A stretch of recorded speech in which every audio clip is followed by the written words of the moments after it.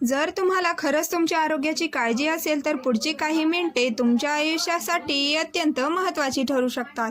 हा व्हिडिओ पुढे पाहण्यापूर्वी स्वतःला फक्त एक छोटासा प्रश्न नक्की विचारा. तुम्हाला पूर्ण खात्री आहे का की तुमचे शरीर बाहेरून जितके निरोगी दिसते तितकेच आतूनही सक्षम आणि तंदुरुस्त आहे का? दिवसभर जाणवणारा थकवा, सतत येणारी सुस्ती, वारंवार होणाऱ्या छोट्या मोठ्या शारीरिक तक्रारी या केवळ सामान्य गोष्टी आहेत की तुमचे शरीर तुम्हाला एखादा गंभीर इशारा देत आहे? मित्रमैत्रिणींनो, आजच्या धावपळीच्या जीवनात आपण आपल्या शरीराचे संकेत समजून घेणेच विसरून गेलो आहोत. सकाळी डोळे उघडताच मोबाईलची स्क्रीन, त्यानंतर कामाचा ताण, वेळेवर न होणारे जेवण, बाहेरचे तेलकट आणि जंक फूड, अपुरी झोप आणि सतत मनावर असलेला तणाव. हळूहळू या सगळ्या गोष्टी आपल्या आयुष्याचा भाग बनतात आणि मग एक दिवस अचानक जाणवते की पूर्वीसारखी ताकद राहिलेली नाही, शरीरात चपळपणा उरलेला नाही आणि जीवन जगायचा उत्साहही कमी होत चाललेला आहे. पण सर्वात आश्चर्याची गोष्ट म्हणजे अशा अनेक मोठ्या समस्येचे उत्तर महागडे औषधांमध्ये नसते, तर ते आपल्या स्वतःच्या स्वयंपाकघरात दडलेले असते. होय, त्या स्वयंपाकघरात जिथे आपल्या आजी आजोबांनी जपलेले पारंपरिक घरगुती ज्ञान आजही आपल्या उपयोगी पडू शकते. पुढे जाण्यापूर्वी मला कमेंटमध्ये नक्की सांगा की तुम्ही महाराष्ट्रातील कोणत्या जिल्ह्यातून, शहरातून किंवा गावातून हा व्हिडिओ पाहत आहात आणि जर तुम्ही भारताबाहेरून हा व्हिडिओ पाहत असाल तर तुमच्या देशांचे नावही आवश्यक लिहा. तुमच्या प्रत्येक कमेंटची मी मनापासून वाट पाहत असते.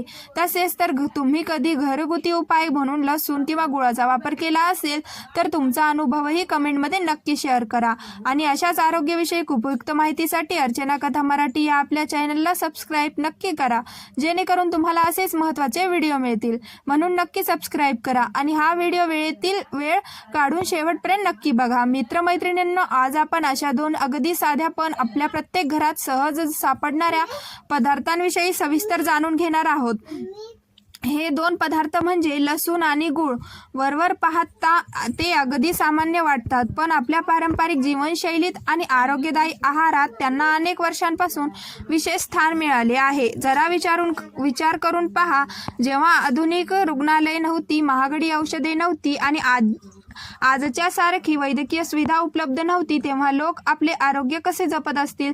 त्या काळात माणसाचा सर्वात मोठा आधार म्हणजे निसर्ग होता. झाडे, वनस्पती, मसाले आणि विविध औषधी गुणधर्म असलेल्या नैसर्गिक पदार्थांच्या मदतीनेच लोक निरोगी आयुष्य जगत होते. म्हणूनच आपल्या पूर्वजांनी अन्नाला सर्वोत्तम औषध मानले आणि रोजच्या जेवणात अशा अनेक गुणकारी पदार्थांचा समावेश केला. लसणाचाही त्यामध्ये विशेष उल्लेख आढळतो. तो फक्त जेवणाची चव वाढवणारा मसाला नसून शरीराला बळकटी देणारा, आहार अधिक पौष्टिक बनवणारा एक महत्त्वाचा घटक मानला गेला आहे. आज आधुनिक विज्ञान देखील लसणांमधील विविध घटकांवर सातत्याने संशोधन करत आहे. विशेषतः आलिसिन नावाच्या घटकांबद्दल अनेक अभ्यास सुरू आहेत. लसूण चिरल्यावर किंवा ठेचल्यावर तयार होणारा हाच घटक त्याला विशिष्ट सुगंध देतो आणि याचमुळे तो संशोधकाच्या विशेष चर्चांचा विषय ठरला आहे.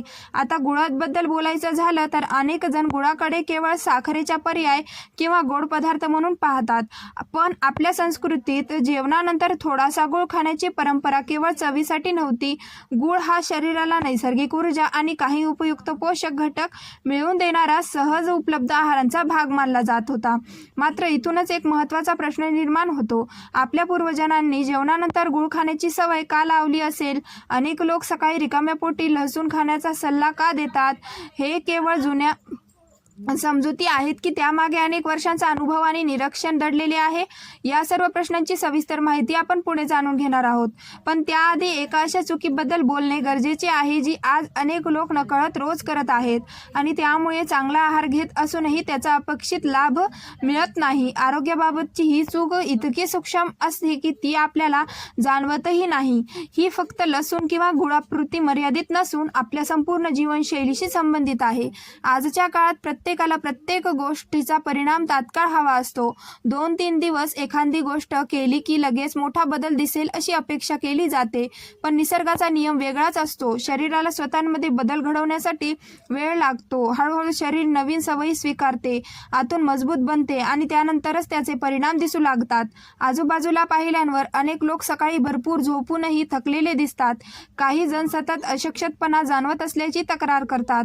काहींना भूक लागत नाही, काही काहींना जेवल्यानंतर पोट जड वाटते, तर काहींना पचनाच्या समस्या सतत त्रास देतात. या सगळ्या अडचणी एकाच पदार्थांमुळे किंवा एका आजारांमुळे निर्माण होत नाहीत, तर आपल्या दैनंदिन सवयी, आहार आणि जीवनशैली याचा त्यावर मोठा परिणाम होत असतो. म्हणूनच लसूण आणि गूळ यासारख्या पदार्थांकडे चमत्कार घडवणारे उपाय म्हणून न पाहता संतुलित आणि निरोगी जीवनशैलीचा एक महत्त्वाचा भाग म्हणून स्वीकारणे अधिक योग्य ठरेल. आता लसणाच्या इतिहासाकडे वळूया. हजारो वर्षांपासून जगातील अनेक प्राचीन संस्कृतींमध्ये लसणाचा वापर होत असल्याचे पुरावे आढळतात. काही ऐतिहासिक नोंदणीनुसार कठोर शारीरिक श्रम करणाऱ्या कामगारांना ताकद आणि सहनशक्ती टिकवून ठेवण्यासाठी लसूण दिला जात असे. आज वैद्यकीय विज्ञान खूप प्रगत झाले असेल तरी लसणावरील संशोधन आजही सुरूच आहे. लसणाच्या पाकळ्या चिरल्या किंवा ठेचल्या गेल्यानंतर त्यांमधून तयार होणाऱ्या काही सक्रिय घटकांबद्दल वैज्ञानिक सातत्याने अभ्यास करत आहेत. त्यामुळे अनेक तज्ज्ञ ताजा लसूण योग्य प्रमाणात आहारात समाविष्ट करण्याचा सल्ला देतात. मात्र कोणतीही गोष्ट अतिप्रमाणात सेवन करणे योग्य नसते. लसणाचे देखील त्या प्रमाणापेक्षा जास्त सेवन केल्यास काहींना त्रास होऊ शकतो. त्यामुळे प्रत्येक गोष्टीचा योग्य समतोल राखणे आणि आवश्यक असल्यास तज्ज्ञांचा सल्ला घेऊनच आहारात बदल करणे नेहमीच हितवायक ठरते. आता गुळाबद्दल सविस्तर जाणून घेऊया. गुळ हा आपल्या संस्कृतीचा आणि पारंपरिक आहारांचा अत्यंत महत्त्वाचा भाग आहे. आजही महाराष्ट्रातील अनेक ग्रामीण भागांमध्ये जेवणानंतर थोडासा गुळ खाण्याची परंपरा जपली जाते. काही ठिकाणी तर पाहुण्यांचे स्वागत गुळ आणि पाण्याने करण्याची सुंदर प्रथा आजही कायम आहे. यामागे केवळ परंपरा नव्हती, तर जेवणानंतर गुळ शरीराला हलके वाटण्यास मदत करतो अशी आपल्या पूर्वजांची श्रद्धा आणि अनुभव होता. आता मला कमेंटमध्ये एक गोष्ट नक्की सांगा, तुमच्या घरी आजही जेवणानंतर गूळ खाण्याची सवय आहे का? असेल तर होय असे लिहा आणि नसेल तर नाही असे लिहा. आपल्या या सुंदर परंपरेशी आजची पिढी किती जोडलेली आहे हे मला जाणून घ्यायला नक्की आवडेल. आता आणखी एक महत्त्वाच्या मुद्द्याकडे वळूया. अनेक जण विचारतात की लसूण आणि गूळ एकत्र घेण्याचा सल्ला का दिला जातो? यामागील कारण म्हणजे या दोन्ही पदार्थांचे गुणधर्म एकमेकांपासून वेगळे आहेत. एका बाजूला लसूण त्यातील नैसर्गिक घटकांमुळे विशेष ओळखला जातो, तर दुसऱ्या बाजूला गुळांमध्ये नैसर्गिक गोडवा आणि काही उपयुक्त खनिजे आढळतात. म्हणूनच काही लोकांच्या मते या दोन्हींचा योग्य प्रमाणातील समावेश संतुलित आहारांचा एक भाग ठरू शकतो. मात्र एक गोष्ट कायम लक्षात ठेवा, जगातील कोणतीही पदार्थ किंवा कोणतीही घरगुती उपाय तुमच्या जीवनशैलीत योग्य सवयी नसतील तर अपेक्षित फायदा देऊ शकत नाही. जर एखादी व्यक्ती दिवसभर तेलकट आणि जंक फूड खात असेल, पुरेसे पाणी पित नसेल, रात्री उशिरांपर्यंत मोबाईल किंवा स्क्रीन समोर जागत असेल आणि सकाळी एखादा घरगुती उपाय करून लगेच उत्तम आरोग्याची अपेक्षा करत असेल तर ते शक्य नाही. चांगले आरोग्य हे आपल्या रोजच्या छोट्या छोट्या सवयींचे एकत्रित फळ असते. आपल्या पूर्वजांनी कधीही फक्त एका पदार्थांवर भर दिला नाही. ते वेळेवर झोपणे, पहाटे लवकर उठणे, नियमित शारीरिक हालचाल करणे, मन शांत ठेवणे आणि संतुलित आहार घेणे यालाच खऱ्या निरोगी जीवनाचा पाया मानत होते आणि हाच खरा आरोग्याचा मूलमंत्र आहे. आता आपण या चर्चेच्या सर्वात महत्त्वाच्या टप्प्यात प्रवेश करणार आहोत. पुढे आपण अशा 5 कारणांबद्दल जाणून घेणार आहोत ज्यामुळे लसूण आणि गुळाची जोडी अनेक वर्षांपासून लोकांमध्ये चर्चेचा विषय राहिली आहे. त्याचबरोबर हे दोन्ही पदार्थ कोणत्या पद्धतीने घ्यावेत, कोणत्या चुका टाळाव्यात आणि कोणत्या गोष्टीची काळजी घ्यावी याविषयी माहिती घेणार आहोत. त्यामुळे हा व्हिडिओ शेवटपर्यंत नक्की पहा. जर तुम्ही आतापर्यंत हा व्हिडिओ मनापासून पाहत असाल तर कमेंटमध्ये जय श्रीराम, राधे राधे किंवा निरोगी रहा यापैकी काहीही लिहून तुमची उपस्थिती नक्की नोंदवा. तुमच्या कमेंटमुळे मला आणखी चांगली आणि उपयुक्त माहिती तुमच्यापर्यंत पोहोचवण्याची प्रेरणा मिळते.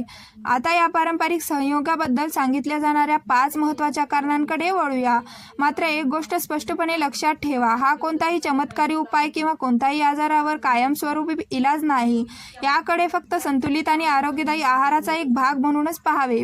पहिले कारण म्हणजे पचन संस्थेला आधार मिळणे. आजच्या काळात अनेक लोकांना गॅस, अपचन, भूक न लागणे किंवा जेवल्यानंतर पोट जड वाटणे अशा समस्या जाणवतात. पारंपरिक अनुभवानुसार लसूण पचनक्रियेसाठी उपयुक्त मानला जातो, तर गूळ जेवणानंतर पचनास मदत करणारा पदार्थ म्हणून अनेक वर्षांपासून वापरला जात आहे. मात्र प्रत्येक व्यक्तीच्या शरीराची प्रकृती वेगळी असल्यामुळेच याचे परिणामही प्रत्येकामध्ये वेगवेगळे दिसू शकतात. दुसरे कारण म्हणजे शरीरातील ऊर्जा आणि दिवसभराचा उत्साह टिकवून ठेवणे. अपुरा आहार, कमी झोप आणि सततचा मानसिक ताण यामुळे सर्वप्रथम शरीरातील ऊर्जा कमी होऊ लागते.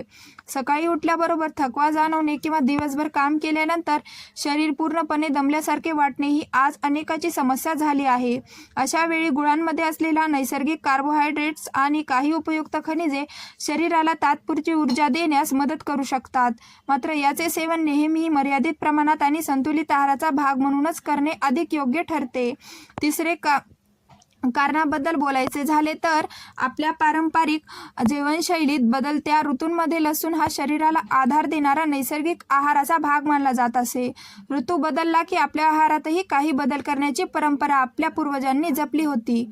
पारंपरिक अनुभवानुसार लसूण शरीराची नैसर्गिक प्रतिकारशक्ती टिकवून ठेवण्यास मदत करणारा पदार्थ मानला गेला आहे असून आजही त्यातील विविध घटकांवर वैज्ञानिक संशोधन सुरू आहे. चौथा मुद्दा म्हणजे शरीराची एकूण कार्यक्षमता सक्षम ठेवणे. संतुलित आहारांमध्ये ताजी फळे, हिरव्या भाज्या, कडधान्य, धान्य आणि इतर पौष्टिक पदार्थ याचा योग्य समावेश असणे अत्यंत आवश्यक आहे. अशा निरोगी आहारांचा एक छोटासा भाग म्हणून अनेक जण लसूण आणि गुळाचाही भारतीय आहार पद्धतीकडे पुन्हा वळणे. आजच्या आधुनिक जीवनशैलीत आपण पॅकेजकडे आणि प्रक्रिया केलेल्या पदार्थांचा इतके आदी झालो आहोत की आपल्या पारंपरिक साध्या आणि संतुलित आहाराचा महत्त्व अनेकदा विसरून जातो. लसूण आणि गुळ याचा उल्लेख आपल्याला पुन्हा एकदा निसर्गाशी जोडलेल्या साध्या, निरोगी आणि संतुलित जीवनशैलीची आठवण करून देतो. आता मला तुम्हाला एक प्रश्न विचारायचा आहे. तुमचं वय 25 वर्ष असो किंवा 60 वर्ष, तुम्ही दररोज किमान 20 ते 30 मिनिटे चालता का? जर चालत असाल तर कमेंटमध्ये मी रोज चालते असे नक्की लिहा आणि जर अजून ही सवय नसेल तर आजपासून स्वतःला एक छोटासा शब्द द्या. कारण कोणताही घरगुती उपाय किंवा पौष्टिक पदार्थ तेव्हाच अधिक उपयुक्त ठरतो जेव्हा त्यांच्यासोबत शरीराची नियमित हालचालही होते. आता आणखी एक महत्त्वाचा मुद्दा समजून घेऊया. जर एखाद्या व्यक्तीला लसूण आणि गूळ आपल्या दैनंदिन आहाराचा भाग बनवायचा असेल तर काही गोष्टींची विशेष काळजी घेणे आवश्यक आहे. काही लोकांना याचा चांगला अनुभव येतो तर काहींना कोणताही विशेष फरक जाणवत नाही. यामागील सर्वात मोठी कारणे म्हणजे प्रत्येक व्यक्तीची प्रकृती, जीवनशैली आणि आहार वेगळा असतो. आरोग्य ही एका दिवसात मिळणारी गोष्ट नाही, ते आपल्या रोजच्या छोट्या छोट्या सवयींमधून हळूहळू घडत जाते. जर तुम्ही लसूण आणि गूळ आहारात समाविष्ट करण्याचा विचार करत असाल तर सर्वात पहिली गोष्ट म्हणजे संयम. जास्त प्रमाणात खाल्ल्याने जास्त फायदा होईल असा समज पूर्णपणे चुकीचा आहे. काही लोक सकाळी रिकाम्या पोटी लसूण खातात तर काही जण तो जेवणासोबत घेतात. पण सर्वात महत्त्वाचे म्हणजेच तुमच्या शरीराची प्रतिक्रिया. एखादी गोष्ट तुमच्या प्रकृतीला अनुकूल वाटत नसेल तर फक्त इतरांनी तिचे कौतुक केले म्हणून ती जबरदस्तीने घेऊ नका. त्याचबरोबर 3 मोठ्या चुका टाळणेही तितकेच गरजेचे आहे. पहिली चूक म्हणजे संतुलित आणि पौष्टिक आहाराकडे दुर्लक्ष करून फक्त घरगुती उपायांवर अवलंबून राहणे. दुसरी चूक म्हणजे व्यायाम, चालणे आणि शारीरिक हालचाल पूर्णपणे टाळणे. आणि तिसरी सर्वात गंभीर चूक म्हणजे पुरेशी झोप न घेणे. जर या मूलभूत सवयी योग्य नसतील तर सुधारणा करण्याची सुरुवात याच ठिकाणांपासून करणे आवश्यक आहे. आता स्वतःला काही प्रश्न नक्की विचारा. तुम्ही दिवसभर पुरेसे पाणी पिता का? दररोज थोडा वेळ तरी चालता का? वेळेवर झोपता का? तुमच्या आहारात पुरेसे पौष्टिक पदार्थ असतात का? जर यापैकी एखादा प्रश्नाचे उत्तर नाही असेल तर कदाचित बदलाची सुरुवात तेथूनच करायला हवी. कारण मोठे बदल नेहमी छोट्या सवयींपासूनच सुरू होतात. आता मला कमेंटमध्ये जरूर सांगा, जर तुमच्या आरोग्यासाठी तुम्हाला फक्त एकच सवय बदलायची संधी मिळाली तर तुम्ही कोणती सवय निवडाल? जास्त पाणी पिणे, वेळेवर झोपणे, रोज चालणे की जंक फूड टाळणे? तुमचे उत्तर इतर अनेकांना प्रेरणा देऊ शकते. शेवटी एक अत्यंत महत्त्वाची सूचना, जर तुम्हाला आधीपासून कोणतीही दीर्घकालीन आजार असेल, तुम्ही नियमित औषधे घेत असाल, गर्भवती असाल किंवा इतर कोणत्याही वैद्यकीय उपचाराखाली असाल तर कोणताही नवीन घरगुती उपाय सुरू करण्यापूर्वी तुमच्या डॉक्टरांचा सल्ला आवश्यक घ्या. हीच खरी शहाणपणाची आणि सुरक्षिततेची खूण आहे. आजार झाल्यानंतर आरोग्याची काळजी घेण्यापेक्षा तो होण्यापूर्वी योग्य सवयी लावणे अधिक महत्त्वाचे असते. आजच्या या व्हिडिओमधून तुम्हाला काही नवीन माहिती मिळाली असेल तर हा व्हिडिओ तुमच्या आईवडिलांसोबत, भाऊ बहिणींसोबत, नातेवाईकांसोबत आणि मित्रमैत्रिणींसोबत नक्की शेअर करा. तुमच्या एका शेअरमुळे एखाद्या व्यक्तीच्या आयुष्यात निरोगी जीवनाची नवी सुरुवात होऊ शकते. जर तुम्ही इथपर्यंत माझ्यासोबत राहिला असाल तर कमेंटमध्ये मी आरोग्याला प्राधान्य देते असे नक्की लिहा. त्यामुळे मला समजेल की तुम्ही तुमच्या आयुष्याबद्दल जागरूक आहात आणि स्वतःमध्ये सकारात्मक बदल घडवण्याची तयारी ठेवता. आणि जर तुम्ही अजून अर्चना कथा मराठी या आपल्या चॅनलला सबस्क्राईब केलं नसेल तर आत्ताच जरूर सबस्क्राईब करा. कारण आमचा उद्देश फक्त माहिती देणे नाही तर प्रत्येक प्रेक्षकाला अधिक जागरूक, निरोगी आणि सकारात्मक जीवन जगण्यासाठी प्रेरित करणे आहे. लक्षात ठेवा, कोणतेही मोठा बदल एका रात्रीत घडत नाही, पण योग्य दिशेने टाकलेले छोटे छोटे पाऊल तुमचे संपूर्ण भविष्य बदलू शकते. आज घेतलेला एक चांगला निर्णय उद्याचा उत्तम आरोग्याचा पाया ठरू शकतो. म्हणून आपल्या शरीराची आदर करा, चांगल्या सवयी अंगीकारा, संतुलित आणि पौष्टिक आहार घ्या, नियमित शारीरिक हालचाल करा आणि तुमच्या आरोग्याकडे कधीही दुर्लक्ष करू नका. याच शुभेच्छासह मी तुमचा निरोप घेते. पुढील व्हिडिओमध्ये पुन्हा भेटूया एका नवीन विषयासह, नवीन माहितीसह आणि आणखी एका उपयुक्त मार्गदर्शनासह. तोपर्यंत स्वतःची आणि आपल्या संपूर्ण कुटुंबाची काळजी घ्या. सुरक्षित राहा, जागरूक राहा आणि नेहमी निरोगी राहा.